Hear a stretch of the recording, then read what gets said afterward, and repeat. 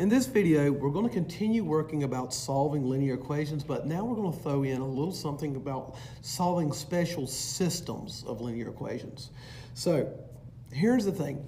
We've covered three different methods about solving systems. One, graphing it manually. Again, I should say four, because I included the calculator.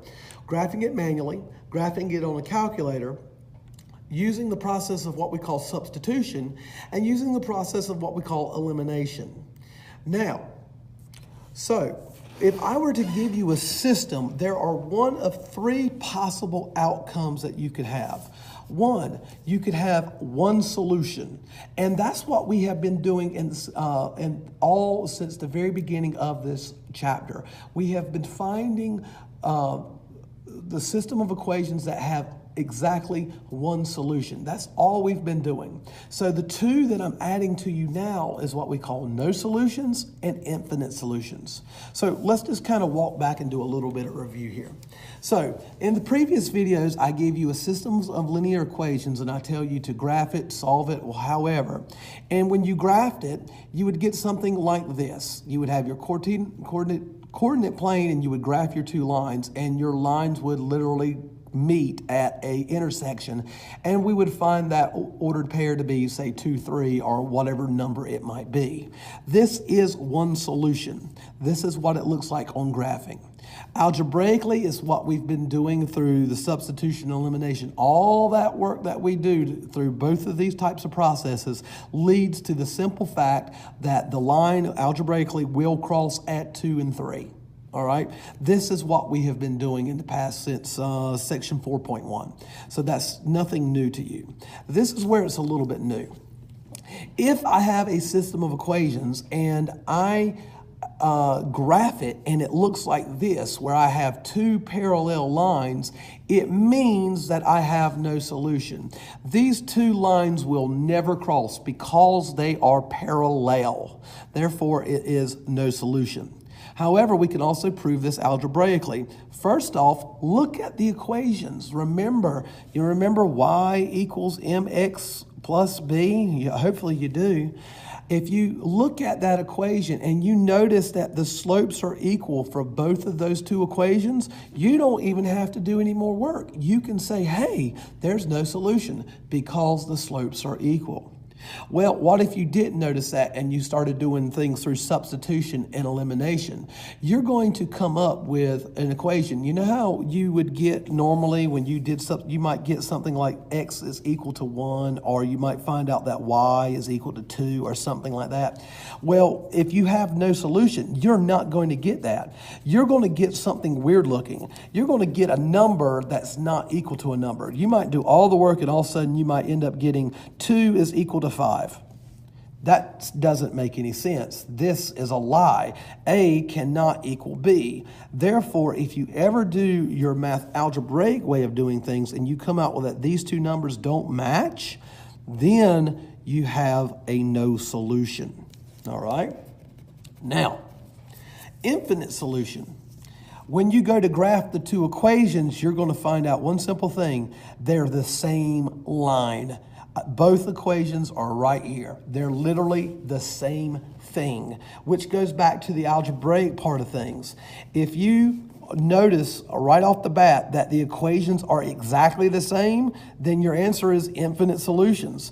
If you didn't notice that because of some weird thing or whatever, and you did things through substitution and elimination and you worked it out, you're going to see something like this, where one side of the equation is literally the same thing as the other side, such as 0 equals 0, or maybe -5 is equal to -5. So if they're literally the same thing, it's infinite solutions. But if they're opposites, like this, or they don't, or it doesn't make sense when you've done all the work, it's no solution. So let's just go ahead and do a few, just to kind of show it. So right off the bat, let's look at number 1. It's already in mx plus b format, slope-intercept form, and right off the bat, let me tell you what I see. The slope of this guy is 2, and the slope of this guy is 2. So right off the bat, I can tell you for a fact that there is no solution for this problem because these two lines are the exact same slope. Therefore, if I were to graph it, it would look very much like this. It would be a parallel set of lines. However, let's pretend I didn't notice that, and let's use process of elimination or substitution. Let's use substitution. I know right now that this one right here, this y is equal to this expression. So I can put that right back into this one.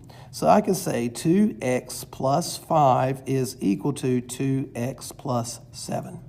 All right, now let's continue to work it out. We're going to solve for it. So I can subtract 2x from both sides, and what I do, that cancels out, and that gives me 5 is equal to 7. Wait a minute, that doesn't make sense. How can 5 equal to 7? You're exactly right, which goes back to what I said before. This didn't make sense, so that means there is no solution. All right, now let's try another one. We have this one. Right from the get-go, I can't tell anything about it just by looking at it right off the bat. So the best thing for me to do is to probably go ahead and do this algebraically speaking. So because I see this, I see that y is equal to this expression, I'm going to use substitution. And I'm going to plug this expression into this equation. So 3x plus 4 times negative 3/4 x minus 5/2 equals negative 10. Oh boy, this is going to be fun. So I'm going to 3x, and 4 times negative 3/4 x is going to give me a negative 3x. And 4 times a negative 5/2 is going to give me a negative 10 equals negative 10. Well, 3x minus 3x, when I combine those like terms, is 0. So that gives me 0 minus 10 is equal to negative 10. Well, 0 minus 10 is negative 10 is equal to negative 10. Stop. Wait. That doesn't give me an x equals. This says negative 10 is equal to negative 10. These two things canceled out, and that's okay. That means, guess what? These things, according to the rules here, are infinite solution, and it means that both of these equations are the same equation. Well, Mr. Lewis, how is that possible? How is this and this the same equation? How is the answer to this thing infinite? Well, I'm going to prove it to you one more way. We just proved it this way, that when we set it up in substitution, that it equals to both sides. Let's do it one more way. I'm going to look at this by itself. 3x plus 4y is equal to negative 10. You don't have to do this, but this is just another way to prove that these two are infinite solutions. What I'm going to do is I'm going to solve for y. And in order to do that, we SADMET. So I'm going to subtract 3x from both sides, and I get 4y is equal to negative 10 minus 3x. Now, I'm going to divide by 4 on both sides. And I get y is equal to negative 10 divided by 4 minus 3/4 x. Well, let's keep simplifying this. Y is equal to negative 5/2 minus 3/4 x. And because I like my slope in the front, we can use the commutative property of addition. And y is equal to negative 3/4 x minus 5/2. Wait a minute, that is literally the same equation that I have here. So I could have done it that way. I could have set it for y and noticed that they were the same equation. Either way works. All right, so why don't you take a chance and look at numbers 3 and number 4 on your own.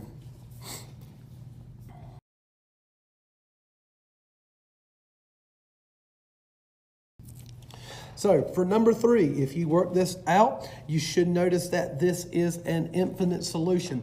These two are the exact same equation. And for number 4, you would have realized that this is no solution. If you had worked it out, you would have got that. And if you had set them both equal to y to see if to look at their equations directly, you would have noticed that they had the same slope. All right, so number 5, let's take a look at this one. You start reading a book for your literature class 2 days before your friend. You both read 10 pages per night. A system of linear equations that represents this situation is y is equal to 10x plus 20 and y is equal to 10x. Will your friend finish the book before you? Justify your answer. You know what? I'm going to leave that one as a challenge problem, okay? I'm going to actually leave that as a challenge problem for you, all right? And why is that the case? All right, this is a good one, all right? That one I'm not going to do with you because I like it. 6, you and your friend buy music from different online stores. The system of linear equations represents the total amount spent on songs and albums. Both of you buy the same number of albums. Compare the number of songs each of you buy. All right? So, let's look at that one. That's a good one. That's something different. So, you and a friend buy music from different online stores. The system of linear equations represents the total spent on songs and on albums. So songs and albums. Oh, I didn't realize I was off screen. I'm sorry. So this is X is songs and Y is. So on 5 and 6, I'm going to leave 5 for you, actually. That one's actually a pretty easy question, but I'm going to let you think on it. Please ask me about that one if you get the opportunity. But let's talk about 6. You and your friend buy music from different online stores. The system of linear equations represents the total spent on songs and albums. So X represents songs and Y represents albums. Both of you buy the same number of albums. Compare the number of songs each of you buy. That's very interesting. So according to this, you buy literally the same amount of songs. So what it's telling you is that the best thing probably for you to do is to actually to find this out is to make an assumption and that both of you get this, your Y is going to be exactly the same thing. So let's do this. What we're going to do is, since you both bought the same Y, let's go ahead and solve each equation for Y, just out of curiosity to see if they are the same all the way around. So let's do that. So I'm going to actually get a little bit of scrap paper here and work this out on another sheet because this is not enough room. So I have 0.95x plus 10y equals 39.5. And the other one I have is 1.9x plus 20y equals 79. So what we're going to do is we're going to solve this by using elimination or substitution. And here's what I'm actually going to do. I'm going to do elimination. And here's the reason why I'm doing it. Notice this. This has a 10y and this is a 20y. That means I can actually multiply this equation by 2 and get them to have the exact same coefficient. So 20 times 95 cents, I don't feel like doing the math in my head. Actually, I just did it that quick, but oh well. It's $1.90 times X plus 20Y is equal to 39.5 times 2 and gives me 79. Stop. Wait a minute. Now that's very interesting. I multiplied this by 2 and notice what happened. This equation is exactly the same as this equation. What does that mean? It means that there are infinite amounts of solutions, and not only did I buy, it says we both bought the same number of albums, but since they're the exact same equation, it also means that we bought same amount of songs. So by just solving that, we realize that they are the same exact equation.